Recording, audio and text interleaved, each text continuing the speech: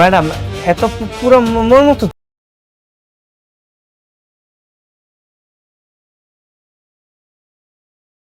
দেখতে। তাহলে তুমি কে? ওটাই শেহজাদ। কে তুমি? ম্যাডাম তুমি গোলামও না, তুমি শেহজাদও না। মুঝে গোলাম ম্যাডাম। সত্যি করে বলো তো তুমি কে? আরে ম্যাডাম আপনি এটা কোনো কাম করলেন? আমার গোলামের হাতে আমার নামে ট্যাটু করা। তুই গোলামও না, তুই শেহজাদও না। সুমন মিয়া আর তার বাবা এসেছেন আপনার সাথে দেখা করতে। আসসালামু আলাইকুম বাবাজি। ওয়ালাইকুম আসসালাম চাচা। আসো বসো। ওই চক্র সম্পর্কে তুমি কি জানো আমাকে একটু বলো তো। আমি সব জানি স্যার। ওরা বাচ্চাদের কোথায় ধরে নিয়ে যায় জানো? সেখানে আমাকে নিয়ে যেতে পারবে? পারবো স্যার। ঋতু কি হয়েছে মা? বাবা, এটা একটা নকল গোলাম, এটা আমার গোলাম না। এই নাটক আর কতদিন চলবে আমাকে কেউ একটু বলতে পারো? হ্যাঁ, এই বাড়িতে গোলাম কাজ করতো, তাই আমি একজনকে ধরে নিয়ে এসেছি কাজের জন্য। আসলে বাবা প্যাস লাগছে, ওর নামও গোলাম ছিল, এর নামও গোলাম। আমি কি তোকে কখনো বলেছি এই গোলামই তোর আসল স্বামী? আর তুই যে শেহজাদের পিছনে ঘুরতেছিল খালি খালি, তুই কি তোর স্বামী শেহজাদকে ফিরে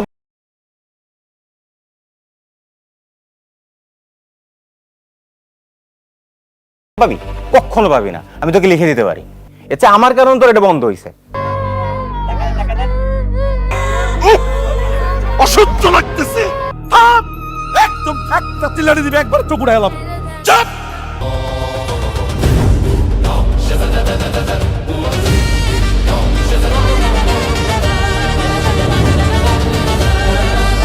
তুই শেহজাদ না? তোরেই তো আমি খুঁজতাছি। আরে যা।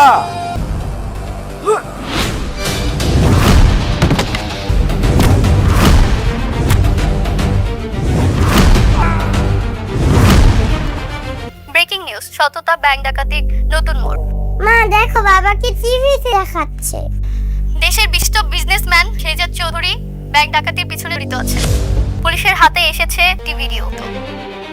শেহজাদ চৌধুরী নিজ মুখে স্বীকার গিয়েছে সে ব্যাংক ডাকাতির সাথে সরাসরি যুক্ত। আপনারা সবাই জানেন আমি গরিবের বন্ধু।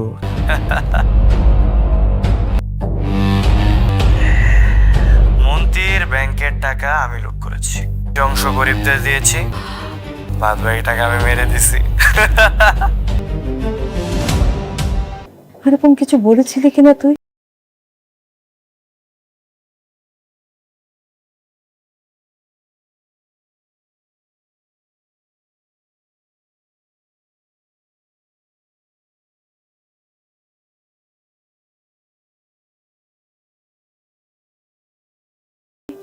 আরে বললাম তো আমি এটা বলিনি।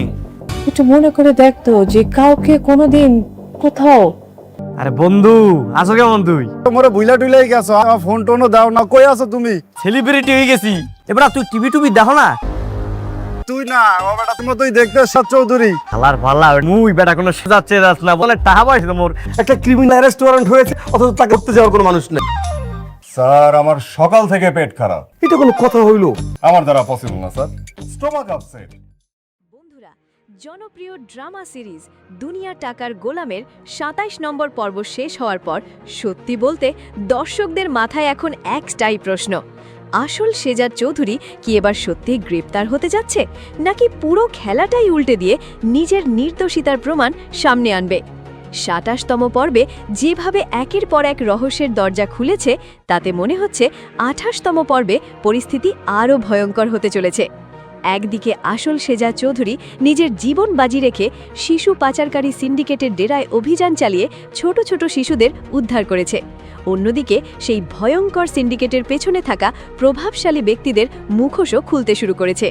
কিন্তু শেহজাদ যখন অন্যায়ের বিরুদ্ধে লড়াই করে সত্য সামনে আনার চেষ্টা করছে, ঠিক তখনই তার বিরুদ্ধেই সাজানো হয়েছে সবচেয়ে বড় ষড়যন্ত্র। দাউদ খান আর স্বাস্থ্যমন্ত্রীর চক্রান্তে একজন নকল মানুষকে শেহজাদ চৌধুরী সাজিয়ে মিডিয়ার সামনে হাজির করা হয়েছে। সেই নকল শেহজাদের মুখ দিয়ে ব্যাংক ডাকাতির স্বীকারোক্তি করিয়ে এমন একটা পরিস্থিতি তৈরি করা হয়েছে যাতে সাধারণ মানুষ থেকে শুরু করে আইন শৃঙ্খলা বাহিনী সবাই আসল শেহজাদকেই অপরাধী মনে করতে শুরু করে।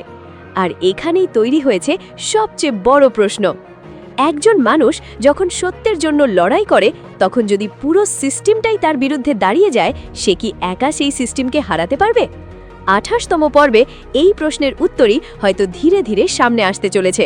আর এই পরিস্থিতির মধ্যেই 27তম পর্বের শেষ দৃশ্যে হাজির হয় নতুন এক চরিত্র, এএসপি শাফিউল রাজ। এই চরিত্রের এন্ট্রিটাই পুরো গল্পের গতিপথ বদলে দিতে পারে। কারণ শাফিউল রাজ অন্য 10 জন পুলিশ অফিসারের মতো নয়।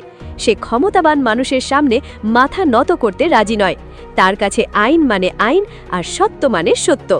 স্বাস্থ্যমন্ত্রী যখন নিজের ক্ষমতার জোরে শেজাদকে গ্রেপ্তারের নির্দেশ দেওয়ার চেষ্টা করে, তখন এএসপি রাজ সরাসরি বুঝিয়ে দেয় সে কারোর রাজনৈতিক ক্ষমতার সামনে নিজের বিবেক বিক্রি করতে যায় না। এই একটা মুহূর্তই দর্শকদের মধ্যে বিশাল প্রত্যাশা তৈরি করেছে। কারণ এখন যদি সত্যি এএসপি রাজ নিরপেক্ষভাবে তদন্ত শুরু করে, তাহলে দাউদ খান, রিশাদ এবং স্বাস্থ্যমন্ত্রীর পুরো চক্রান্ত ধীরে ধীরে প্রকাশ্যে চলে আসতে পারে। কিন্তু তার আগে সবচেয়ে বড় বাধা হলো শেজাদ নিজেই এখন পুলিশের টার্গেট। ভাবুন তো, রাতের অন্ধকারে হঠাৎ একটি বাড়ির সামনে এসে দাঁড়ালো বিশাল পুলিশ বাহিনী। চারদিকে পুলিশের গাড়ি, বাড়ির সামনে অস্ত্রধারী সদস্য, আর তাদের নেতৃত্বে দাঁড়িয়ে আছেন এএসপি শাফিউল রাজ। অন্যদিকে ঘরের ভেতরে আসল শেজাদ চৌধুরী। এই মুহূর্তে শেজাদের পরিবারের সবাই আতঙ্কিত হয়ে পড়তে পারে। ঋতু হয়তো শেজাদকে বলবে, এখন আর এখানে থাকা নিরাপদ নয়, কিছু একটা করে পালিয়ে যেতে হবে। কিন্তু শেজাদ কি পালাবে? না, শেজাদের চরিত্র আমরা যতটা বুঝেছি তাতে সে অন্যায় করে পালিয়ে যাওয়ার মানুষ নয়, বরং সে এমন একজন যে বিপদ যত বড় হয় তার লড়াই করার সাহসও তত বেড়ে যায়।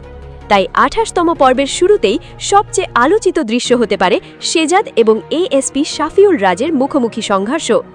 একদিকে আইন, অন্যদিকে নিজের নির্দোষিতার প্রতি অটুট বিশ্বাস। এএসপি রাজ হয়তো শেজাদকে শান্তভাবে বলবে তার বিরুদ্ধে গ্রেপ্তারি পরোয়ানা রয়েছে এবং তাকে আইনের আওতায় যেতে হবে। কিন্তু শেজাদ তখন এমন একটা কথা বলবে যা পুরো দৃশ্যটাকে আরও শক্তিশালী করে তুলবে। আইন যদি অপরাধীর হাতের পুতুল হয়ে যায়, তাহলে সত্যের জন্য লড়াই করা মানুষকে ভয় পেলে চলবে না।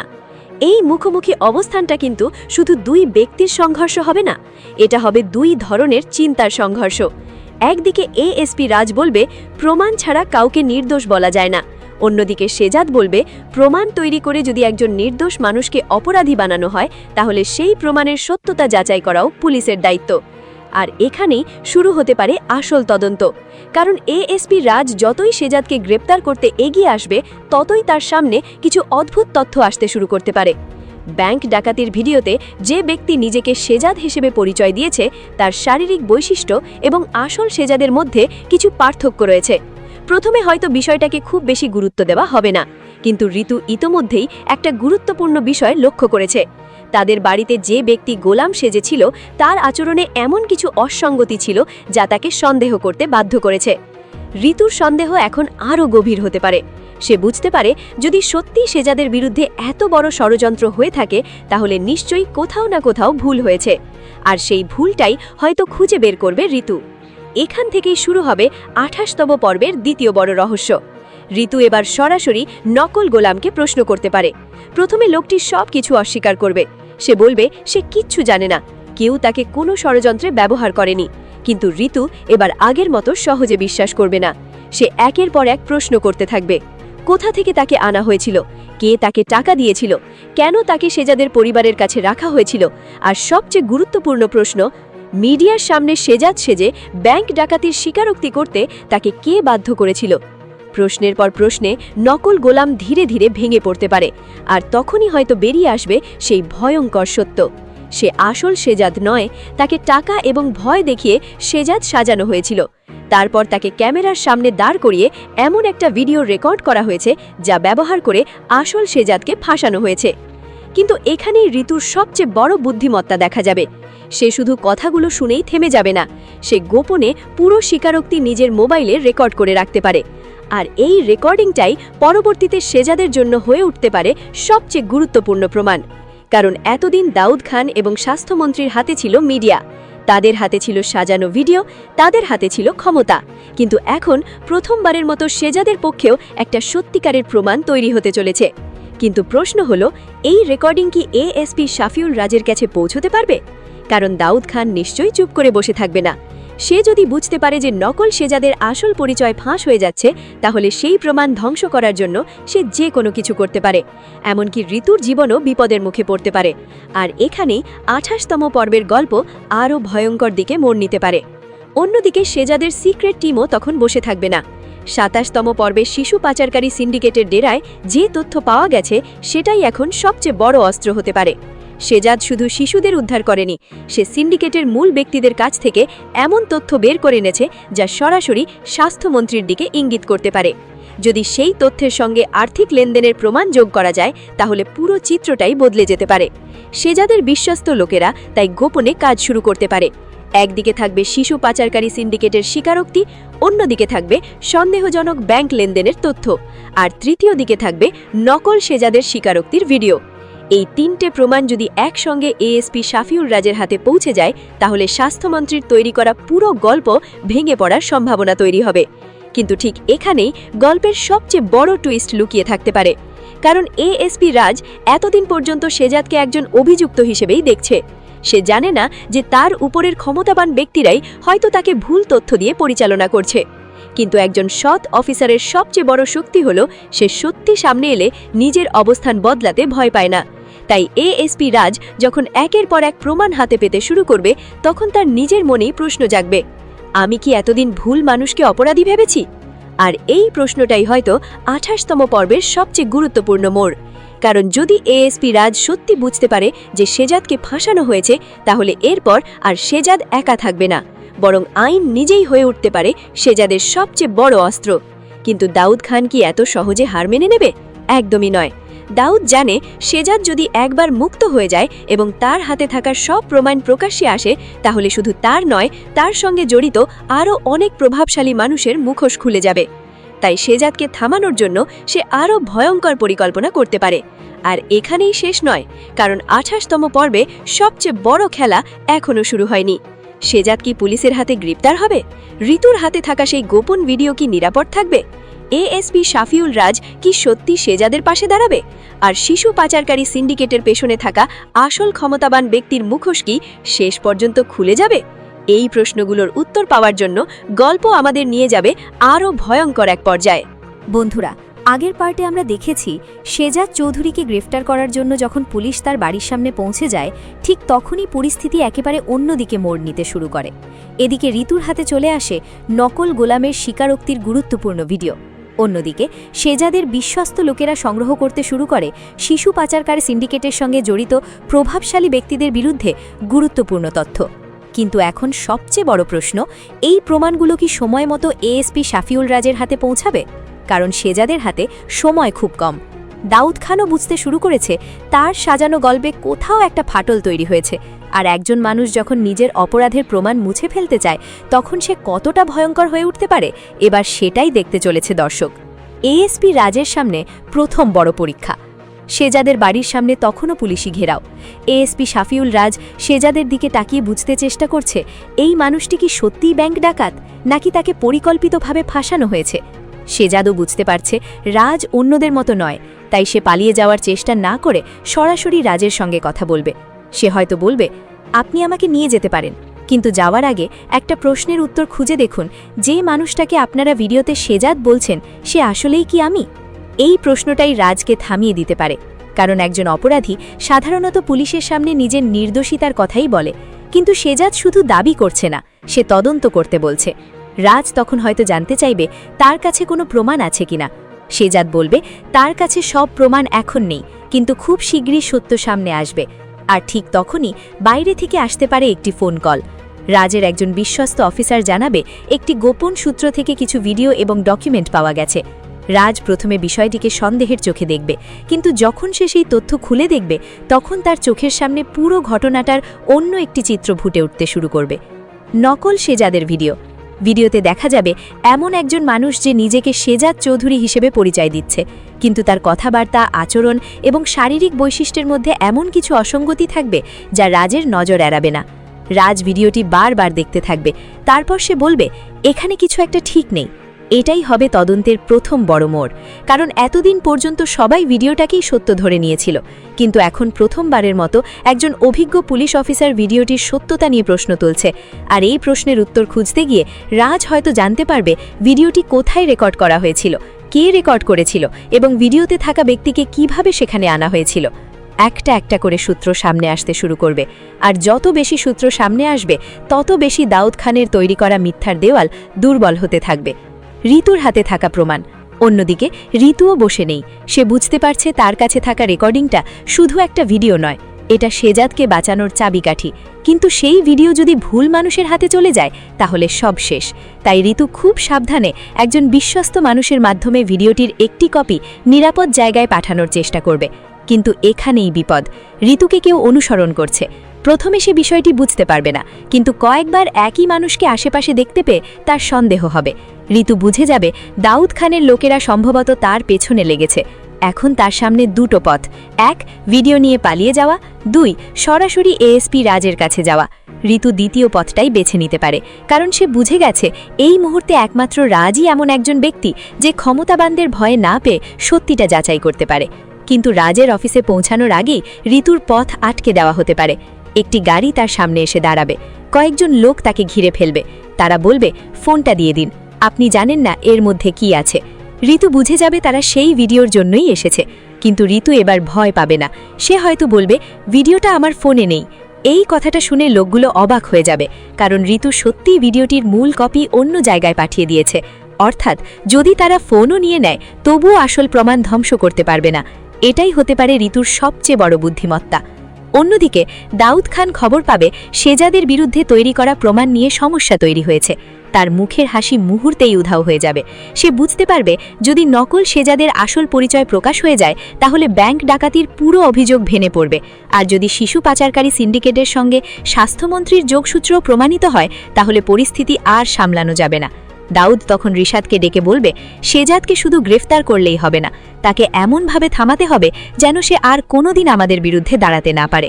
এই কথার পর বোঝা যাবে পরিকল্পনা এখন আরও ভয়ঙ্কর পর্যায়ে যাচ্ছে। রিশাদ হয়তো প্রথমে ভয় পাবে, কারণ সে জানে শেজাদকে সরাসরি আক্রমণ করা সহজ নয়। শেজাদ সাধারণ মানুষ নয়, তার চারপাশে বিশ্বস্ত লোক আছে। তার উপর এখন এএসপি রাজও যদি সন্দেহ করতে শুরু করে তাহলে সরাসরি শেজাদের ওপর হামলা করা বিপজ্জনক হয়ে উঠবে। তাই দাউদ অন্য একটি পথ বেছে নিতে পারে। সে শেজাদকে নয়, শেজাদের কাছের মানুষদের টার্গেট করার পরিকল্পনা করতে পারে। আর এখানেই গল্পে ঝুঁকে পড়বে আবেগের নতুন অধ্যায়। শেজাদের পরিবারের ওপর চাপ। শেজাদের পরিবারকে ভয় দেখানো শুরু হবে। কেউ ফোন করে হুমকি দেবে, কেউ বাড়ির আশেপাশে ঘোরাঘুরি করবে, আবার কেউ হয়তো ইঙ্গিত দেবে শেজাদ যদি চুপ না থাকে তাহলে তার আপনজনদের ক্ষতি হতে পারে। কিন্তু শেজাদ এবারও পিছিয়ে যাবে না। সে পরিবারকে বলবে, আমাকে ভয় দেখিয়ে যদি সত্য থামানো যেত তাহলে এতদিনের সত্য পৃথিবী থেকে হারিয়ে যেত। এই কথার মাধ্যমে শেজাদের চরিত্র আরও শক্তভাবে সামনে আসবে। সে বুঝতে পারছে যুদ্ধটা এখন শুধু তার নিজের বিরুদ্ধে হওয়া ষড়যন্ত্রের বিরুদ্ধে নয়, এটা পুরো একটি দুর্নীতিগ্রস্ত চক্রের বিরুদ্ধে। এদিকে এএসপি শাফিউল রাজ প্রকাশ্যে কিছুই ঘোষণা করবে না। সে বুঝতে পারছে তার নিজের বিভাগেও হয়তো এমন কেউ আছে যে দাউদ খান বা স্বাস্থ্যমন্ত্রীর হয়ে কাজ করছে। তাই সে প্রকাশ্যে শেজাদকে অভিযুক্ত হিসেবেই দেখাবে, কিন্তু গোপনে তদন্ত শুরু করবে।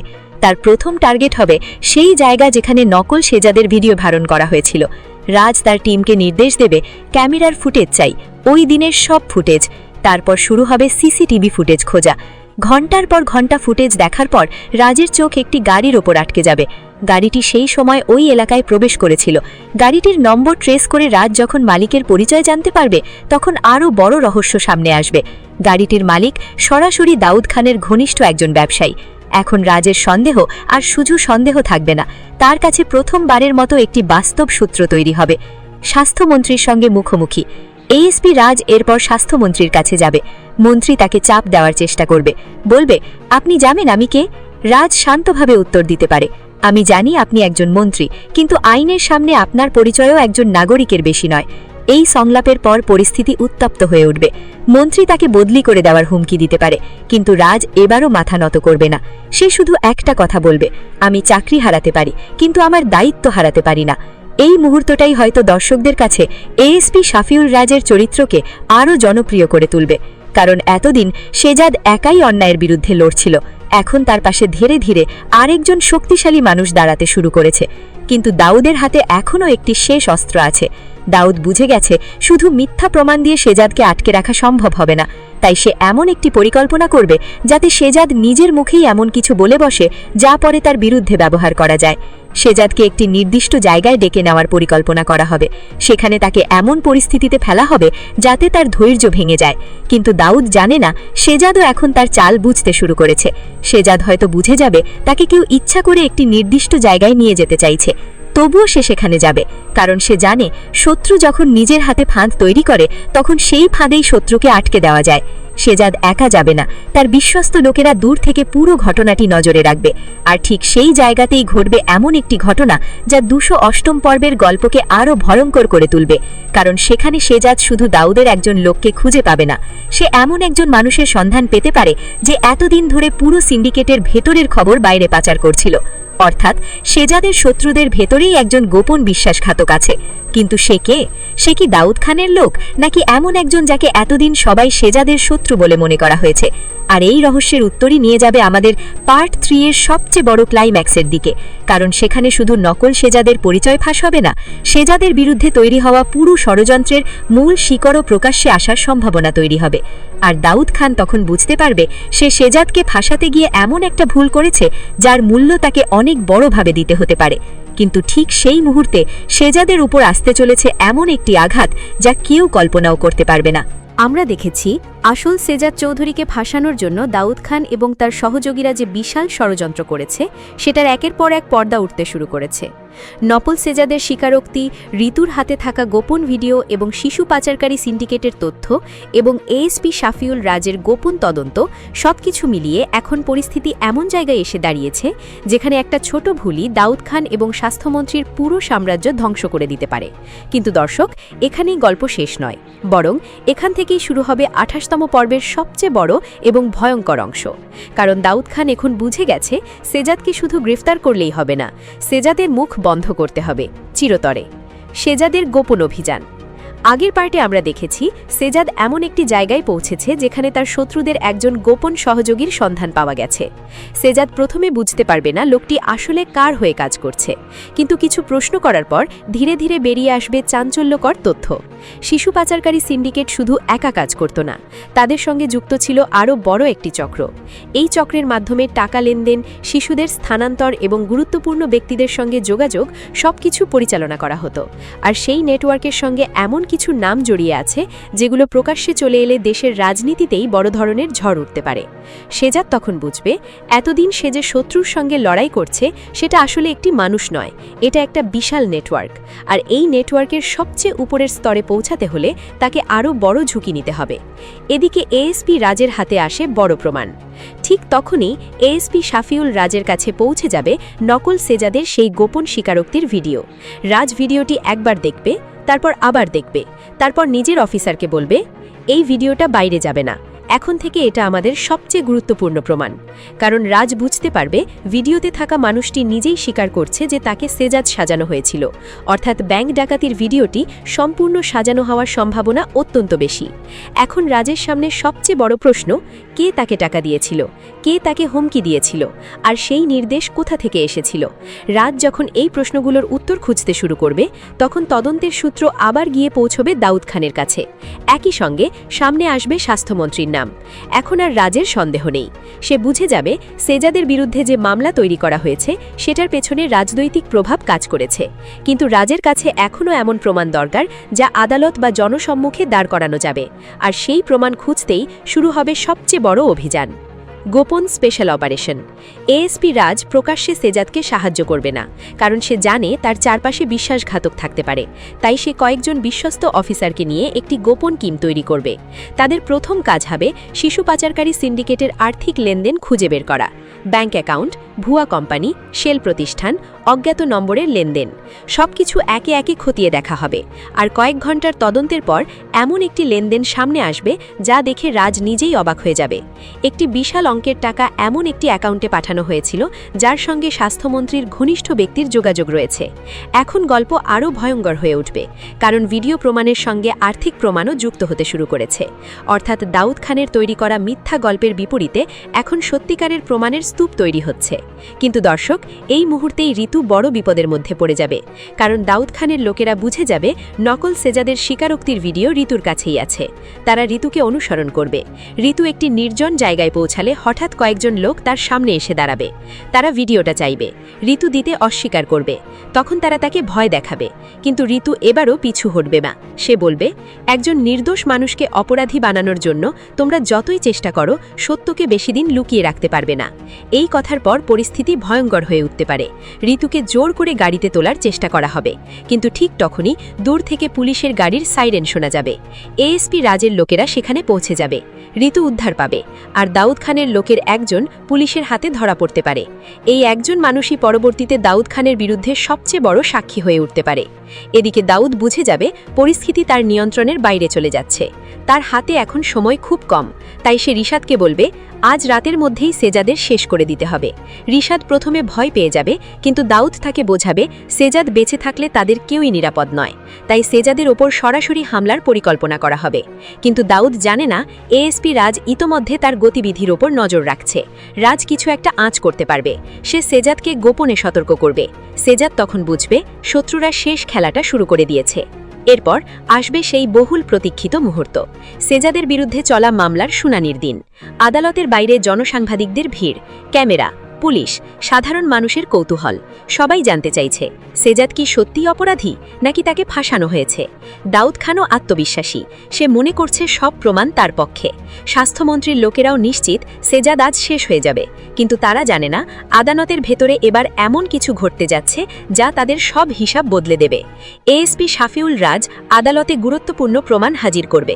প্রথমে দেখানো হবে নকল সেজাদের ভিডিও, তারপর তার পরিচয় এবং তাকে কোথা থেকে আনা হয়েছিল তার তথ্য। এরপর সামনে আসবে ব্যাংক লেনদেনের রিপোর্ট, তারপর শিশু পাচারকারী সিন্ডিকেটের সঙ্গে যুক্ত ব্যক্তিদের তথ্য। একটার পর একটা প্রমাণ সামনে আসতে থাকলে আদালতের পরিবেশই বদলে যাবে। দাউদ খানের মুখের হাসি ধীরে ধীরে উধাও হয়ে যাবে। স্বাস্থ্যমন্ত্রীর লোকেরা একে অপরের দিকে তাকাতে শুরু করবে, আর সেজাদ তখনও শান্ত থাকবে, কারণ সে জানে সত্যের কাছে সময় লাগতে পারে, কিন্তু সত্যকে চিরদিন আটকে রাখা যায় না। এরপর আসবে শেষ বিস্ফোরণ, সবচেয়ে বড় স্বীকারোক্তি।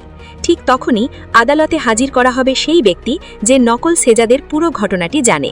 সে নিজের চোখে দেখা ঘটনা বলতে শুরু করবে, কিভাবে তাকে টাকা দেওয়া হয়েছিল, কিভাবে তাকে ভয় দেখানো হয়েছিল, কিভাবে তাকে সেজাদ সাজানো হয়েছিল, এবং কিভাবে মিডিয়ার সামনে মিথ্যা স্বীকারোক্তি দিতে বাধ্য করা হয়েছিল।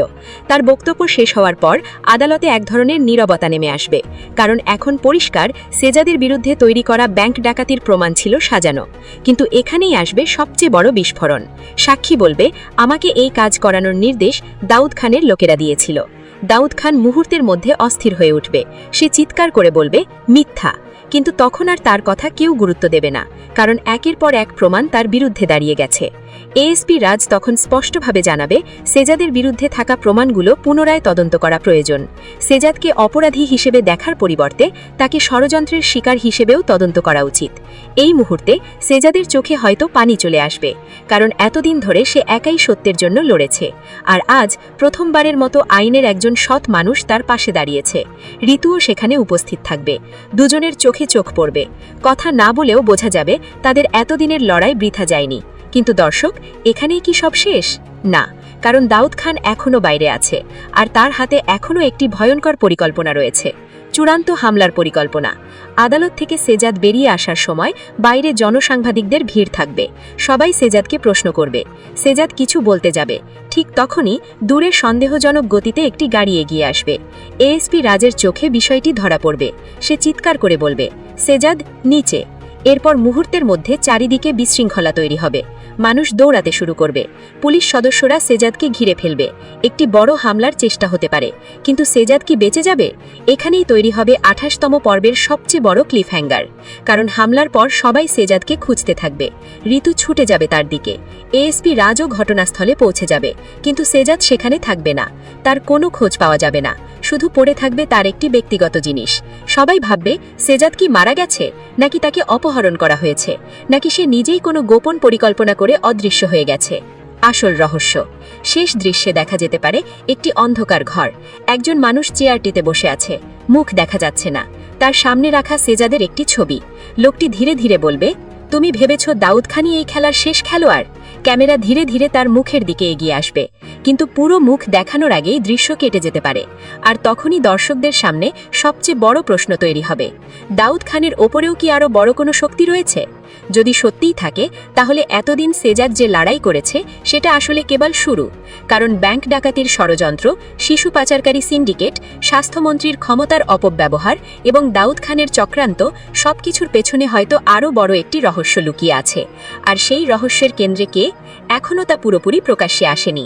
সব মিলিয়ে বলা যায়, দুনিয়া টাকার গোলাম 28তম পর্ব যদি এই দিকেই গল্প এগিয়ে নেয়, তাহলে এটি হতে পারে সিরিজটির অন্যতম গুরুত্বপূর্ণ পর্ব।